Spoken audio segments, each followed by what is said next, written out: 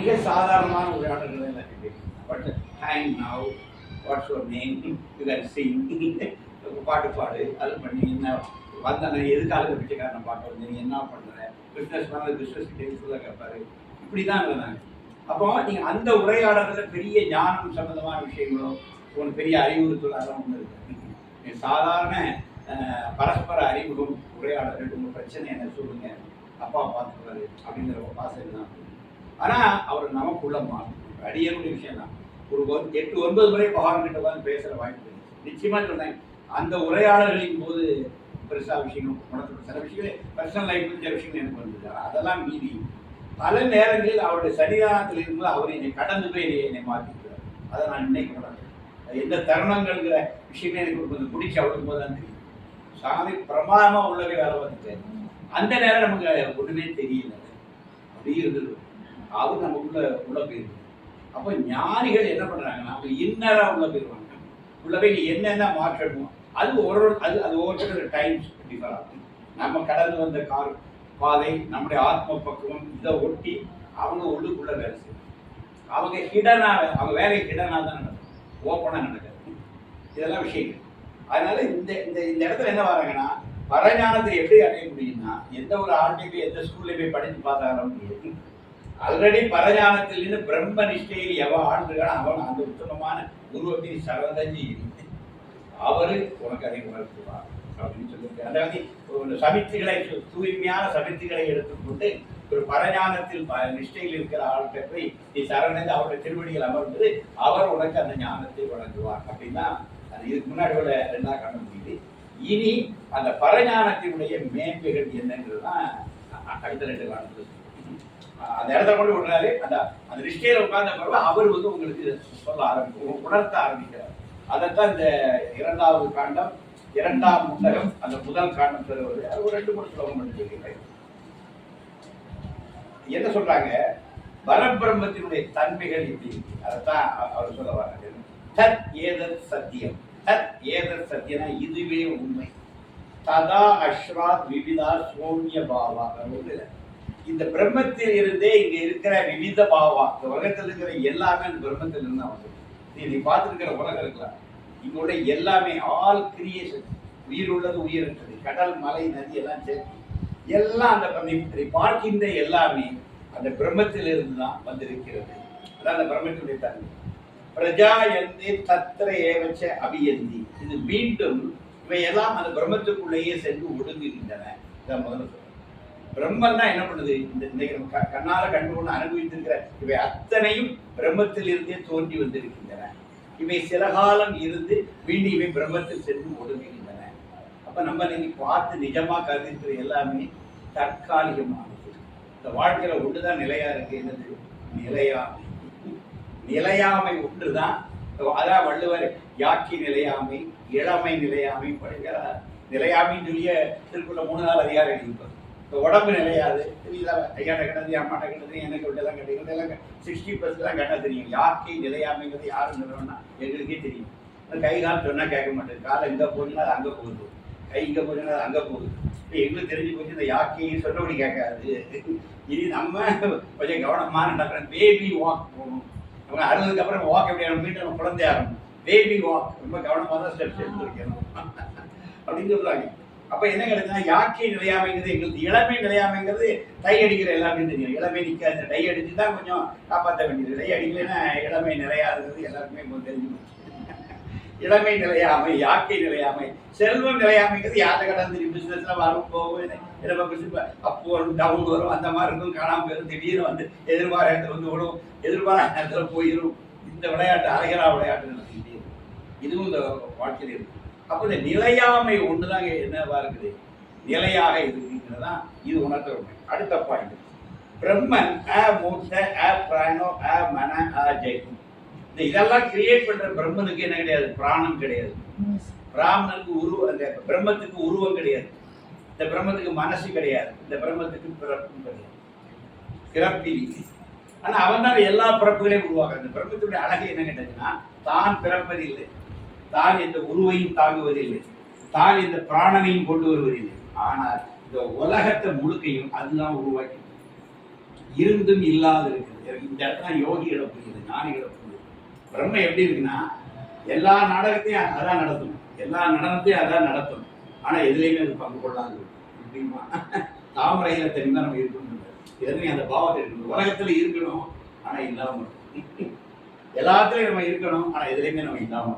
இதுதான் அந்த ஏரியா தான் மறைமுகமா பிரம்மத்தை சொல்லி இது மாதிரி நீ இருக்க ட்ரை பண்ணுடா. இந்த உலகத்தோட எல்லாத்துலயும் இருக்கணும் ஆனா எல்லாத்தையுமே அப்படி ஒரு விலகின்னு பார்த்துக்கணும். இதனுடைய வெற்றி தோல்வி, இதனுடைய ஏற்ற இறக்கங்கள் ஒன்னை குறைத்து விடக்கூடாது. நீ இந்த வாழ்க்கைக்கு ஒரு இந்த வாழ்க்கைக்குள்ள வந்துட்டு போற ஒரு விட்னஸ், ஒரு நீ உனக்கே நீ ஒரு விட்னஸா இருக்கணும். நான் இப்போ நவடே நிறைய நண்பர்கள் சொல்றது பிகம் ஏ தேர்ட் பர்சன். நீங்களே உங்களுக்கு மூன்றாவது மனிதன், உங்களை நீங்க விலகிருந்து பாருங்க. பார்க்க பார்க்க நான்கிற பாவம் அடிபடும். Simple things. நீங்க உங்க நான் அதுதான் சீக்கிரம். அவன் கண்ணதாசன் எழுதியிருப்பான். அவன் தமிழ்ல முதலாக தேர்ட் பர்சன்ல தன்னுடைய சுயசரிதை எழுதின ஆளு கண்ணதாசன். கண்ணதாசனுடைய வனவாசம் எல்லாம் பார்த்தீங்கன்னா அவன் அங்கு சென்றான். இந்த லாங்குவேஜ் கண்ணதாசன் ஒரு பியூட்டிஃபுல்லான லாங்குவேஜ். அது யாரும் ட்ரை பண்ணல. மகாத்மாஜி கூட ஐந்து தான் சுயசரிதை சத்திய சொல்றேன். எனக்கு தெரிய கவிஞர் கண்ணதாசன்னா ஹீ அப்படின்னு சொல்லி அவன் அப்படின்னு சொல்லி அந்த தன்னுடைய வரலாறு பயோகிராஃபி அப்படின்னு ஆட்டோபயோகிராஃபி அப்படி அவன் சொல்லி தேர்ட் பர்சன். இதுதான் ரைட் ஆக்டிங். நாம நம்மகிட்ட இருந்து விலகி நம்மளை மூன்றாவது மனிதனாக பார்க்க ஆரம்பிச்சிங்கன்னா இந்த வெற்றி தோல்வி உங்களை பாதிக்காது. பரம்பரையாக அப்படின்னு நமக்கு நம்ம நினைச்சது நடக்கிறதா உடனே டென்ஷன் ஆகும். உங்களே ஒரு நக்கல் பண்ணிட்டு பாருங்க, கொஞ்ச நாளாக நீங்கள் சரி சிம்பிள் உங்களே கிண்டல் பண்ண பழகிருங்க.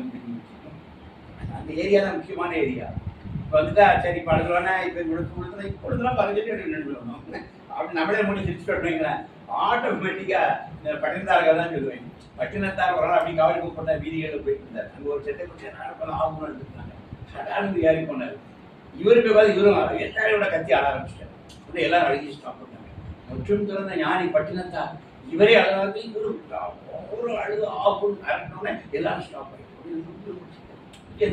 சாமி செத்து போன ஆளு உங்களுக்கு ரொம்ப சரி செத்து போறவனுக்காண்டி அடலை, ஒரு செத்தவனை சுற்றி நாளைக்கு சாக போற 4-5 பணங்கள் உட்காந்து அழுதுட்டு இருக்கு, அதுக்காண்டி அழுது.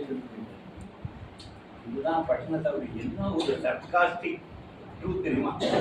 செத்து போறவனுக்கா நான் அழகா சுத்தி இருந்து ஒரு செத்தவனை சுத்தி இருந்து 4-5 பிரேதங்கள் உட்காந்து அழுதுட்டு இருக்கேன், நாளைக்கு சாக போற அந்த பிரேதம் குறிச்சு. இந்த வாழ்க்கையுடைய நிலையாமைய பட்டினத்தார் ஒரு சிம்பிள் ஜோக் எடுத்துருக்க. சித்தர்கள் அவ்வளவுதான் பேசுவாங்க.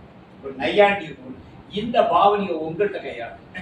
நீங்க உங்களையே விலகி நின்று பாருங்க. உங்களுக்கு ஒரு தேர்ட் பர்சனா பாருங்க, ஒரு பஃபூன் மாதிரி உங்களை பாருங்க. அப்பதான் உங்களுக்கு தெரியும் ஏன் நம்ம உண்மையிலே நம்ம பஃபூன் அப்பதான் தெரியும். நம்ம உலகத்துல கொடுக்கலா விஷயத்துக்கு உணர்ச்சிப்பட்டு கோவம் பண்ணி சண்டை போட்டு ஆப்பு அல்லாஹும் அதெல்லாம் ஒண்ணுமே கிடையாது. இது கம்பம், இது ஒண்ணுமே இல்லை. இதுல என்னடா இருக்கு அப்படிங்கிற உங்களை விலகி நின்று தேர்ட் பர்சனை பார்க்கும்போது விட்டு விலகி நிற்றல் என்கிற மனோபாவத்தை நம்ம கொண்டு வரும். அதான் உண்மை. இந்த உலகங்கள் ஒரு நாடகம் சார். இதுவும் கடந்து போகுங்கிற ஒரு நாடகம். இதுல எதையும் நீ கொண்டு வரவில்லை. இங்கதான் அந்த கீதாசாரம் வருது. எதையும் கொண்டு வந்து விடவில்லை, எதையும் நீ இழந்து விடவில்லை. எல்லாம் இங்க இருந்து எடுக்கப்படுது, திருப்பி இங்கே தான் விட்டுட்டு போவாங்க. நத்தி எல்லாம் பேரம்பரியத்தான் எடுக்க போறோம், நம்மளா எடுக்க போறோம். எல்லாம் போயிட்டுலாம் அடிக்க வைக்கலாம். பேரம்பரியத்தை நமக்கு கிடையாது, இருக்க வர நமக்கு அவ்வளவுதான். நமக்கு வந்து நம்ம ரெண்ட் கொடுத்து உலகத்திலே ஒரு ரெண்ட் பே பண்ணி உட்காந்துருக்கோம், அவ்வளவுதான். எல்லாருமே ரெண்டெல்லாம் தான் இருக்கணும். ஒன் பைட் பண்ணி இதெல்லாம் விட்டுட்டு தான் போக போறோம். That is a real truth. இந்த இடத்துக்கு உபனிஷத்து உங்களை நகர்த்து. பிரம்மத்தை சொல்வதன் மூலமாக உங்களை அந்த இடத்துக்கு பிராணோ மன ஜகி திவ்ய சூப்ர பரத, திவ்யமானது ஒளி முடிகிறது, சூப்ர தூய்மையாக இருக்கிறது, பரத மேலானதாக இருக்கிறது. பிரம்மம் இதையெல்லாம் இல்லாம மேலானதாக ஒளிமிக்கதாக உன்னதமானதாக இது எதிலையுமே படாம அது விலகு. இது எல்லாத்தையும் செய்யுது, இதுல எதிலையுமே அது பங்கு கொள்ளாம அது இருக்கு. அந்த பிரம்மம் மாதிரி நம்ம ஆகணும். அதுதான் சொல்ல வராங்க. அடுத்தது நிலவில் இருந்து மேகங்கள் தோன்றின. இது வந்து கிட்டத்தட்ட பகவத்கீதையில் வரக்கூடிய விஷயம் தான். இல்லை இதுல என்ன பகவத்கீதை சொல்லி எனக்கு உபனிஷத் காலத்தால் முந்தியது. நிலவில் இருந்து மேகங்கள், மேகத்தில் இருந்து மழை, மழையால் தாவரம், தாவரத்தால் ரசம், ரசத்தால் வீரியம், ஜீவராசிகள், இதெல்லாம் திரை வேதங்கள், யாகங்கள், சர்வ கிரத்துவ பலிகள் எல்லாம் பிரம்மனில் இருந்து உருவாகின்றன. பிரம்மன் தான் இந்த மழையை தர்றான். மழையினால தாவரங்கள், தாவரங்கள் வந்ததுனாலதான் இந்த உலகம், இந்த வாழ்க்கை எல்லாமே வருது. அதனால இந்த இந்த மழையின் மூலமாக ஜீவராசிகளை எழ வைத்து இந்த உலகை செய்து கொண்டிருப்பது பிரம்மம் தான். மழை தான் சார் அடிப்படை. பெண்ணின்றி பொய்ப்பின் விளைவின் உலகத்துக்கு மண்ணின்றி காக்க இருக்குது. ரெண்டாவது விசிம்பின் துளி மீறி நல்லால் மற்றாக்கி பசும்புல் தரை காண்பது. மழை இல்லைன்னா அவுட்டு சார். அவர் ஏன் வானகன் வச்சாருன்னு நான் பார்த்தேன். நம்மாழ்வாரை அவருடைய இடத்துக்கு சமாதி ஏன் வானகன் வச்சுக்காருன்னு பார்த்தேன். வானகம் ரொம்ப பெருசு சார். ஏன் நம்மளோட அந்த பேரை நான் ரொம்ப வியந்தேன். எக்ஸ்ட்ரா வச்சிருக்கிறார். வானகம் வான் இல்லை என்றால் இந்த மண் இல்லை சார். அந்த வான் இல்லைன்னா அந்த மண் இல்லை. அந்த வானிலிருந்து வழிகின்ற நீரால் தான் இந்த பூமி மனிதன் வாழத்தக்கதாக இருக்கிறது. வானமே உயர்ந்தது இந்த மண்ணை விட. உயரத்திலே உயர்ந்தது. அந்த வானம் தன் கருணையினால் இந்த மண்ணை இன்றைய வரை வாழ வைத்தது. நம்மாழ்வார் வானகம்னு தன்னோட இடத்துக்கு வைத்த பேர் 100% ஏன்னா உபனிஷத்து அதை நோக்கி தான் நம்மளை நகர்த்துது. ஏன்னா அது இல்லை என்றால் மழை இல்லை, மழை இல்லை என்றால் மனித வாழ்க்கையே இல்லை. மழையிலிருந்து தான் மனித வாழ்க்கையே பிறந்து வருகிறது. அதான் இந்த ஸ்லோகம் அழகாக சொல்லுது. அடுத்தது அந்த பிரம்மனிடமிருந்தே அனைத்து கடல்களும் மலைகளும் தோன்றின. சர்வரூபா சிந்தவ சத்யந்தந்தி ஆடு, அதாவது உயிருள்ளது மட்டும் உயிரற்ற மலை, இதெல்லாம் புருஷ ஏவ அதம் விஸ்வம் கர்ம தபோ பிரம்ம. இந்த உலகம் கர்ம உபாசனா சொருபமாகவே ஏவ பிரம்மனாக இருக்கு. அப்புறம் இன்னொரு அழகான விஷயம் சொல்லலாம். இப்போ உலகம் 2 ரூபமா இருக்குதுன்னா கர்மமாகவும் இருக்குது, தபமாகவும் இருக்குது. கர்ம தபோ. கர்மம்னா செயல், உடலால் செய்கின்ற செயல் கர்மம். தபோனா மனதால் செய்கின்ற செயல் தபம். தபனா தபம். உடலால் செய்கின்ற செயல்களாலும் மனதால் செய்கின்ற தபத்தாலும் இந்த உலகம் இருக்கிறது. இந்த உலகம் எதனால இருக்குன்னு கேட்டாச்சுன்னா, நம்ம நிறைய பேர் உழைக்கும், நிறைய பேர் பலர் தொழில் செய்கிறாங்க, விவசாயம் பண்ணுறான், தொழிலாளி இது பண்ணுறான், எல்லோரும் வியாபாரம் பண்ணுறாங்க. இதெல்லாம் சேர்ந்து அந்த உலகம் இருக்கும். அதனால் மட்டும் இல்லைங்க, இந்த உலகத்தில் தவம் செய்பவர்கள் இருக்கிறார்கள். அந்த தவத்தாலும் உடல் சார்ந்த இந்த செயலாலும் தான் அந்த உலகம் இருக்கு அப்படின்னு இந்த உபனிஷத்து. உலகம் அதான் சுவாமி சொல்லுவார், இந்த பாரத தேசத்தை இது ஞானிகளின் விளையாட்டு களம். சுவாமி சொல்லுவார், பாரத பூமி என்பது ஞானிகளின் விளையாட்டு களம். அவர்களால் இந்த பாரத பூமி காக்கப்படுகிறது. இந்த பாரத பூமி யாரும் எதுவும் செய்து கொள்ள முடியாது. ஆனால் அவர்களை கொஞ்சம் அனுமதித்தால் அவர்கள் பெரிய விஷயங்களை செய்வார்கள். மேற்கு உலகம் செய்த தவறை நீங்கள் செய்து விடாதீர்கள். ஞானிகளை நீங்கள் இல்லாமல் செய்து விடாதீர்கள். ஞானிகளை நீங்கள் கொஞ்சம் ஆதரித்து அலோவ் பண்ணானா அவங்க பிரம்மாண்டமான விஷயங்களை இந்த பூமியிலே செய்வார்கள். நம்ம நாட்டில் ஞானிகளை போற்ற ஒரு குணம் அங்கிலிருந்து இன்று வரை இருக்கு. மேற்கு உலகம் பல பெண் ஞானிகளை பிச் அப்படின்னு சொல்லி தீயிட்டு கொளுத்தி இருக்கிறார். ஏன்னா அவங்களால ஏக தேவன் வேற யாரும் அவங்களால ஏற்றுக்க முடியல. அங்குள்ள நம்பிக்கைகள் வேற வேற மாதிரி. அதனால் என்ன பண்ணாங்க, பிச்சுன்னு சொல்லி எவ்வளவோ பெண் சன்னியாசிகள் எரித்து கொல்லப்பட்டார்கள். கேட்டால் அவங்களுக்கு சாத்தாரம் கூட இறங்கிட்டாங்க. பிச் வார்த்தை விச்ன்னு சொல்லுவாங்க. அவங்கெல்லாம் அந்த சாத்தான் இறங்கிய பெண்கள் அவர்கள் அழிக்கப்பட்டு அவங்க எரித்து கொண்ட வரலாறு ஐரோப்பிய நாடு கொடுக்க இருக்கு. ஒன்று சார், நம்ம பிரமிழ் என்கிற கவிஞர் போகும்போது சுவாமி சொல்வார், நம்ம ரஷ்யாவில் ஒருத்தர் உண்டு, ஒரு ஞானி, ஒரு பேரடை மறந்தது. அவரை வரலாறு எப்படி பதிவு பண்ணி வச்சுருக்கா, அவன் ஒரு மோசமான பெண் பொறுக்கி, அவன் ஜார், ரஷ்யாவை ஜார் ஆண்டபோது அந்த மன்னருடைய ஒரு இதாக இருந்தான், குலகுருவாக இருந்து அநியாயம் பண்ணான். கடைசியில் அவரை சுட்டு அங்குள்ள அந்த ஆற்றுல தள்ளி விட்டுருவாங்க அப்படின்னு சொல்லுவாங்க. அப்படிதான் ஏதாவது சொல்லி அப்படி அந்த பேரை சொன்னோடனே பிரமிட் இப்படி சொல்லுவார், இல்லை it was a westernised story. மேற்கத்தியர்கள் அப்படி ஒரு பிம்பத்தை அவர்களுக்கு கட்டமைத்து விட்டார். அவர் ஒரு பெரிய ஞானி அப்படின்னு சுவாமி சொல்றார். அவரால் தான் 3வது உலக யுத்தம் இதுவரை வராமல் இருக்கிறது. 2 உலக யுத்தத்துக்கு அப்புறம் இன்னொரு உலக யுத்தம் வந்திருக்கும். அவர் அந்த ஜார் குடும்பத்தினுடைய குருவாக இருந்து அந்த உலக யுத்தத்தை எல்லாம் அவர் தடுத்தார். இன்னொரு யுத்தம் வரவிடாமல் அவர் செய்தார். அதனால் அவர் அநியாயமாக கொல்லப்பட்டு அவரை சுட்டுக் கொண்டு அந்த அந்த உரைப்பறியில வீசினாங்க அப்படின்னு சுவாமி சொல்லுவார். பிரபலியில் அப்போட கல்கி பத்திரிகை எழுதினார். எனக்கு ஒரு பெரிய செய்தியாக இருந்தது. வரலாறு ஒருத்தனை அயோக்கியன்னு சொல்லி சித்தரித்து வச்சிருக்கு. அவன் எப்பேற்பட்ட ஞானிங்கிறது யோகி சொல்றாரு. அதனால மேற்கு உலகம் நிறைய ஞானிகளை தவறாக பிராண்ட் பண்ணி அவங்களை அடிச்சிருக்கு. இந்த தவறை நீங்கள் செய்து விடாது.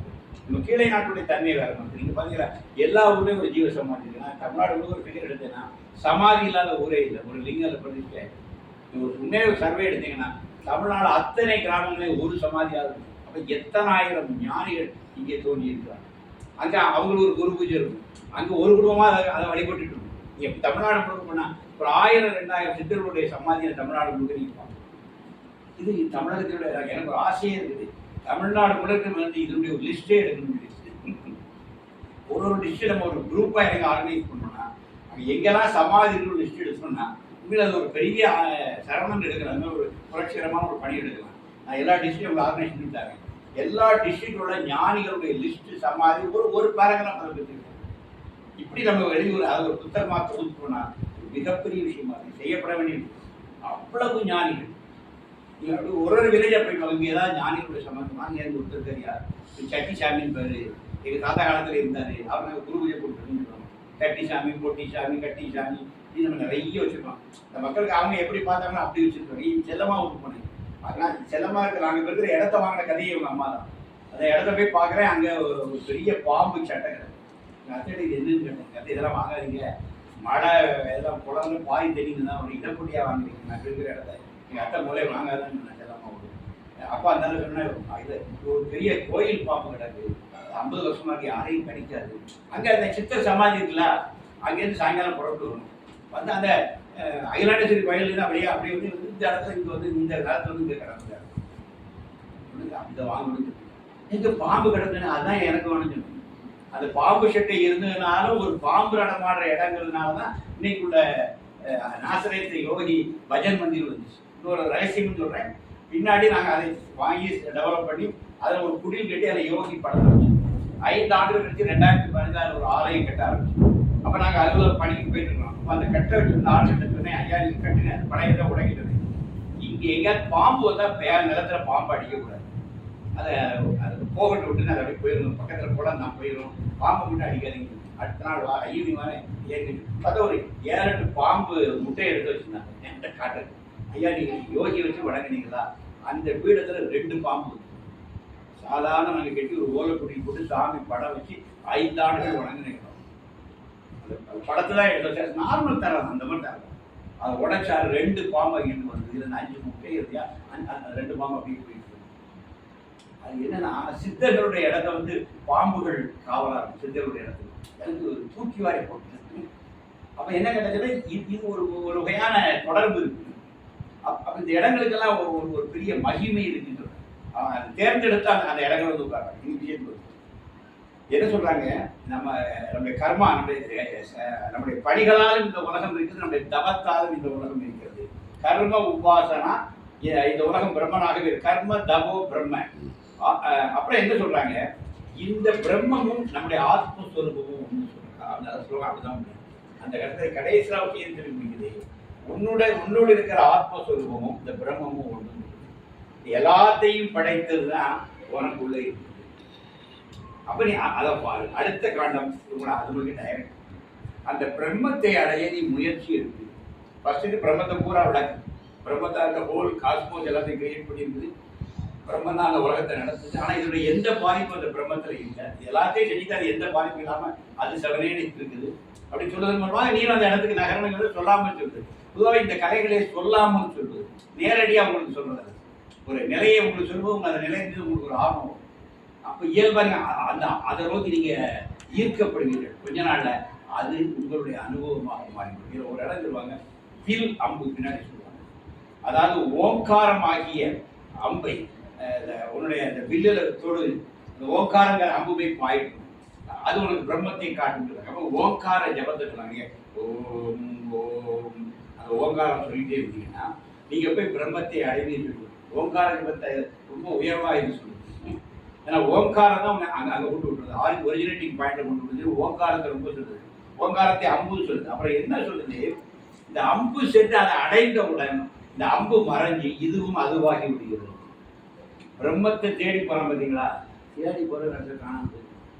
இதுதான் என்னோட விஷயம். தேடலோட ஒரு பியூட்டி தெரியுமா, தேடி போனவன் ஒரு நாள் காணாமல் போயிடும். அப்புறம் அது மட்டும் தான் அங்கே இருக்குது. பிரம்மம் மட்டும்தான். சாமி சொல்லுவார்ல, no one is here to experience or to express anything. Father killed this bugger in 1952 years. சாமி அடிக்கடி திரும்ப இருப்பார். இங்கே யாரும் இல்லை. இந்த பிச்சைக்காரன் 52 அப்பா கொண்டுட்டார். இங்கே யாரும் இல்லை. அனுபவிப்பதற்கோ சொல்வதற்கோ இங்கு யாரும் இல்லை என்பதான் யோசிக்கிறாங்க. எல்லா ஞானிகளும் அப்படிதான் பிக் ஜீரோவாக தான் இருந்தாங்க. அங்கே ஒரு இண்டிவிஜுவல் ஆகி கிடையாது. அங்கே ஒரு இண்டிவிஜுவல் கிடையாது. யூனிவர்சலாக இருந்தாங்க. யூனிவர்சலாக இருந்தாங்க. நீ கூட அவங்களுக்குள்ளா இருந்தீங்க. எல்லாமே அவங்களுக்குள்ள இருந்துச்சு. ஆனால் அவங்க எதுவாகவும் இல்லை, எல்லாமுமாக இருந்தார்கள். ஏகன் அநேகன் இறைவன் அடி வாழ்க்கை. இதுதான் ரெண்டே சொல்ல முடியும். ஏகன் அநேகன். ஏகமாவும் இருந்தா அதே அதான் அநேகமாவும் தான். ஏகன் அநேகன் தான் நம்மளுடைய ரெண்டு எழுத்து, அந்த ரெண்டு சூழல் தான் ஏகன் அநேகன். அந்த பிரம்மன் தான் ஏகமா இருக்கு, அதுவே அநேகமாகும் இருக்கு. அது அநேகமா இருந்தாலும் அது இடத்துல ஏகம்னு காட்டிக்கிட்டதே கிடையாது.